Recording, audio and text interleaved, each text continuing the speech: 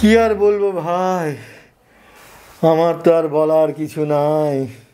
কি বলিব ভাই, এই যে দেখেন, আগে কি হতো, কোনো রকমে একটু এমপি হলাম বা মেম্বার পার্লামেন্ট হলাম, টাকায় টাকা, কাবি খার টাকা, প্রজেক্টের টাকা, খালি টাকা টাকা আর টাকা। এত টাকার লোভে কষ্ট করে হলেও একটা চেয়ারম্যানশিপ হলেও নিয়ে নিতাম। আর চেয়ারম্যান হতে যে হাইকমান্ড দিকে কত সুন্দর টাকা দিয়েছি, তাদেরকে থেকে চেয়ারম্যানগিরি কিনে আনতাম। এখন দ্বিতীয় স্বাধীনতা হয়ে গেল, এখন কি আর টাকার পিছনে লোকেরা ঘুরবে? তা তো না, সব স্বাধীন হয়ে গেছে। সবাই এখন দুর্নীতি দূর করে দিবে, দেশে কোনো অন্যায় থাকবেন না।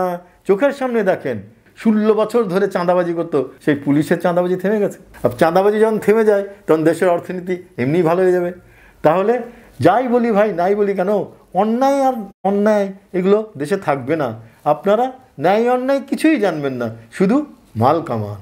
এই যে শুরু করলেন, বাচ্চা বাচ্চা ছেলেগুলোকে প্রাডো গাড়ি দিয়ে দিলেন, 1.5 কোটি টাকার গাড়ি, কাকে দিয়ে দিলেন বাড়ি, কাকে দিলেন 5-6টা মন্ত্রণালয়, ওগুলো সব ঠিক করে ইংরেজিতে বানান করতে পারে কিনা তাও আমি জানি না, তাদেরকে দিয়ে দিচ্ছেন অতগুলো মন্ত্রণালয়ের দায়িত্বে।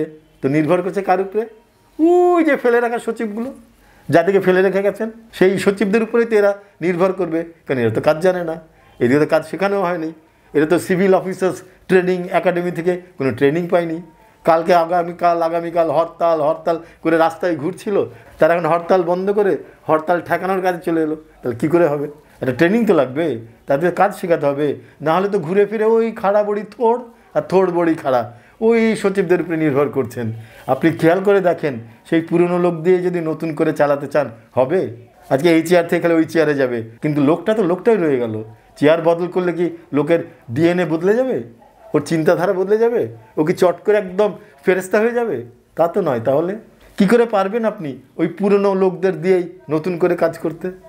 নতুন লোক নিন।